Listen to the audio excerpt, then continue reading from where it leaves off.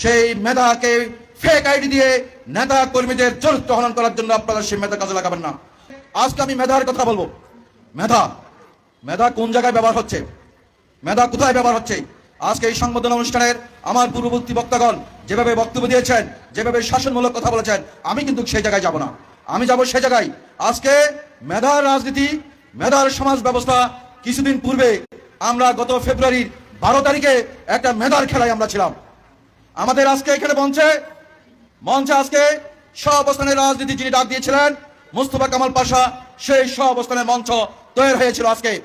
আজকে সেই সহাবস্থানের রাজনীতিতে আমরা আসবার পূর্বে আমরা 12 ফেব্রুয়ারি একটি মেধার খেলায় আমরা অবতীর্ণ হয়েছিলাম।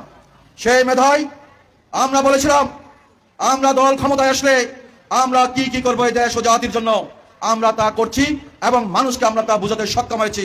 আমরা সেই জায়গায় বিজয় লাভ করেছি। অপরপক্ষে আমাদের প্রতিদ্বন্দ্বী নেতৃবৃন্দ বলেছেন যে তারাই আসলে কিভাবে বলবেন, তারা কি করবেন।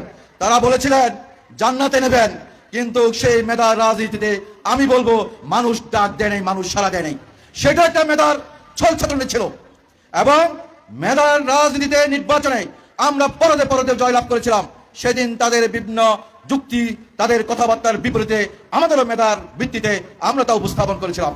তবে আমরা সেই জায়গায় হেরে গিয়েছিলাম। আমরা ওই জায়গায় হেরে গেছি মেধাকে খারাপ জায়গায় ব্যবহার করার কারণে। কি কারণ? আমরা সেদিন 12 ফেব্রুয়ারি নির্বাচনে একটি মেধার গোষ্ঠীর সাথে আমরা হেরে গেছি এক জায়গায়। সেটা হচ্ছে নির্বাচনের দিন মেধাকে নষ্ট জায়গায় লাগাবার কারণে আমাদের প্রায় 54 জন নেতাকর্মীকে সেই দিন প্রশাসনের লোক দিয়ে তারা নিরপরাধ লোকদেরকে, নিরাপদ নেতাদেরকে তারা পিটাইয়েছেন মেধা দিয়ে। সেই মেধা যাতে করে ব্যবহার না হয়, সেই মেধা যাতে করে সাধারণ মানুষের উপর ব্যবহার না হয়।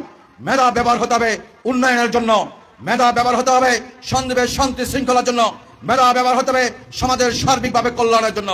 সেই যে মেধা ব্যবহার করেছিলেন সেই দিন সেই মেধার ভিত্তিতে সন্দ্বীপে আমরা যদি সেটাকে অন্যভাবে যদি গ্রহণ না করতাম তাহলে এই নষ্ট মেধা দিয়ে আজকে সন্দ্বীপের রাজনীতি উত্তপ্ত থাকতো। আমরা আমাদের মেধাভিত্তিক রাজনীতির কারণে আমরা সন্দ্বীপে নির্বাচন চলাকালীন থেকে শুরু করে আজ পর্যন্ত সন্দ্বীপে আমরা এক ফোঁটা রক্ত আমরা ঝরতে দিই নাই, কোনো প্রতিহিংসা আমরা করতে দিই নাই, আমরা কোথাও প্রতিঘাত করতে দিই নাই। আমরা সেই মেধার ভিত্তিতে পলিটিক্সকে আমরা সেভাবে ব্যবহার করেছি। আমার আহ্বান থাকবে ছাত্রছাত্রী থেকে শুরু করে যারা শুনছেন সকল মেধাবীর কাছে, আপনার মেধাকে কাজে লাগান সন্দ্বীপের উন্নয়নের জন্য। সেই মেধাকে ফেক আইডি দিয়ে নেতা কর্মীদের চরিত্র হনন করার জন্য আপনারা সেই মেধা কাজে লাগাবেন না। আপনারা বলুন আমরা কিভাবে সন্দ্বীপকে সেইভাবে ব্যবহার করেন, সন্ত্রাস কিভাবে নির্মূল করা যায়। আপনাদের মেধা ব্যবহার হওয়া উচিত কিভাবে সন্দ্বীপ থেকে মাদক নির্মূল করা যায়।